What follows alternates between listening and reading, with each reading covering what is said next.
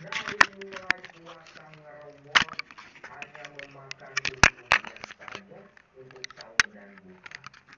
Puasa multi, puasa ngebleng, sampai diajari pula puasa 40 menit tanpa makan dan minum apapun waktu itu selama 3 hari.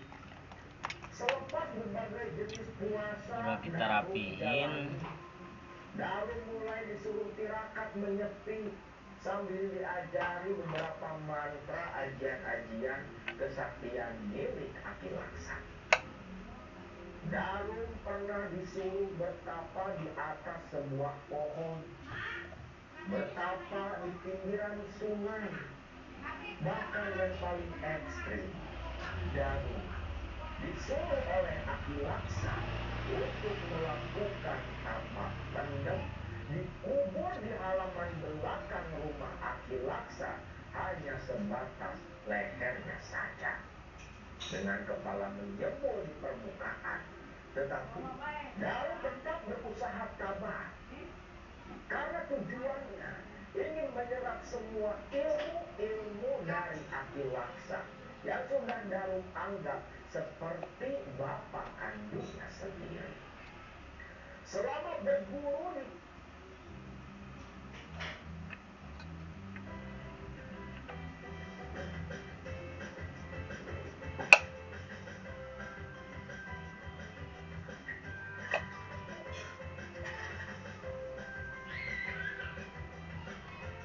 Oke, sekarang kita akan tes.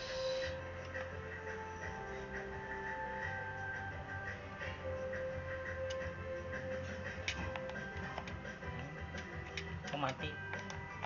Ya, mati.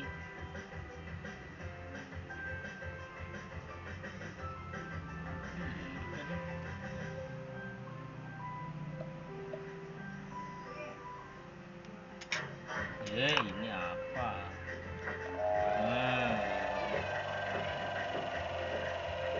Sip. Tinggal pemasangan. Ini kok berisik ya?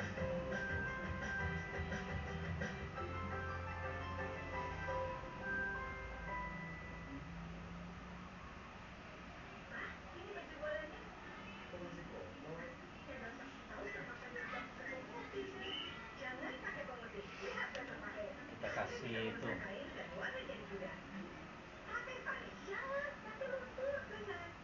Di kediaman Aki Laksa, Daru semakin banyak pengalaman dengan interaksi bersama orang-orang yang datang meminta bantuan kepada Aki Laksa.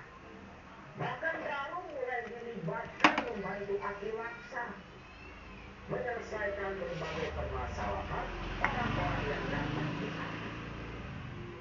Sampai tak terasa sudah 4 tahun lamanya Daru tinggal bersama Aki Laksa. Daru yang dulu tubuhnya kerempeng, kurus, tak terurus, berubah menjadi sosok pemuda yang gagah, cakap, bijaksana, penuh wawasan, walau tinggal di dalam hutan.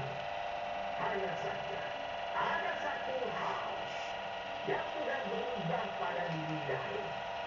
Niat untuk membalaskan dendam kematian kedua orang tuanya. Tinggal kita pasang. Dari semua ilmu kesaktian yang diajarkan Ki Laksa, tak ada satupun yang bisa digunakan untuk membalaskan dendam kesumatnya itu. Sampai satu ketika, tepat di akhir tahun keempat Daru tinggal di sana menginjak awal tahun kelima. Tengah malam, tatkala Aki Laksa sudah tertidur pulas, Daru duduk di depan rumah sambil melamun, mengingat kekejaman si Sopandi dan Widya, mengingat dan membayangkan penderitaan bapaknya yang masih hidup dan ibunya juga. Terbuat kembali membakar kembali api dendam yang malah semakin membara. Darum hanya menatap ke arah kegelapan hutan di hadapannya dengan mata yang nyawang penuh dendam. Membayangkan Widya dan Sopani ada di depannya. Ini rasanya dia habisi, dia dengan begitu kejam. Sampai tiba-tiba Darum kaget mendengar suara langkah kaki. Kayak suara orang jalan. Siapa? Dari memperhatikan di sekitaran halaman depan bubuk kayu laki laksa. Langkah kaki itu semakin lama semakin mendekat. Setelah tersoroti cahaya bulan, terlihatlah ada lelaki dewasa, kurang lebih umur 40-an, dengan seorang perempuan muda yang menggendong bayi berjalan mendekat menuju bubuk kayunya kaki laksa. Sampurasun, Rapes. Darum menjawab salam mereka berdua. Kedua orang itu pun mendekat. Yang laki-laki terlihat masih segar wajahnya, tapi yang perempuan matanya sembab, mukanya begitu lusuh dan kuyup. Dari sorot matanya terlihat seperti yang sudah hilang harapan hidup. Membuat Darum sebentar keheranan. Sampai si lelaki itu menegur Darum. Akan, punten, ini teh benar rumahnya Aki Laksa. Iya, ini rumahnya Aki Laksa. Mau ketemu sama Aki? Iya, Jang. Kami berdua datang dari jauh ingin menemui Aki Laksa. Oh, ya sudah. Tunggu sebentar. Aki lagi tidur, ucap Darum yang bergegas masuk ke dalam bubuk Aki Laksa. Lalu Darum bergegas menuju kamar Aki Laksa. Aki, ada tamu? Apa, Rum? Ada tamu, Ki? Ya sudah, suruh masuk, ucap Aki Laksa yang langsung terbang.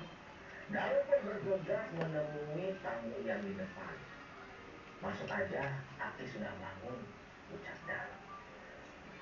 Lelaki dan perempuan itu pun ikut dengan Darum masuk ke dalam. Duduk di atas tikar, di mana di situ Aki Laksa mulai datang menemui mereka. Darum seperti biasa, langsung gesit berjalan ke belakang menyiapkan minuman untuk suguhan tamunya Aki Laksa. Minuman hangat disodorkan. Kedua tamu berterima kasih. Lalu Darum duduk tak jauh dari Aki Laksa memperhatikan. Lalu Aki Laksa setelah melihat tamunya sudah cukup beristirahat, dia pun bertanya, ada perlu apa? Dan kalian dari mana? Jauh-jauh malam hari seperti ini datang menemui Aki.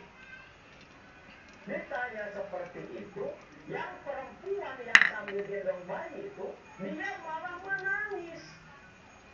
Tenang dulu, Neng, tenang. Biar Bapak saja yang cerita ke Aki Laksa. Aki Laksa sih ya dari wajahnya tenang-tenang aja. Hanya Darum yang mengernyitkan kening, bingung dan heran. Jadi begini, Aki.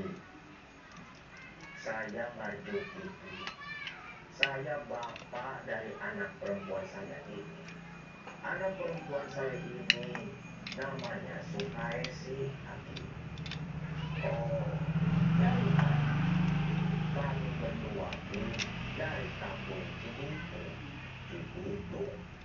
Jauh atuh Cibitung mah. Iya, Ki. Sok. Ada apa? Cerita sama Aki. Mudah-mudahan Aki bisa bantu. Lalu Marjuki pun, yang merupakan ayah dari perempuan yang menggendong bayi, bercerita kalau ternyata seminggu yang lalu menantunya, suami dari Sukaesi anak gadis semata wayangnya, ketahuan sudah menikah lagi, bahkan bukan hanya menikahi satu perempuan. Dan dikarenakan dua perempuan yang menantunya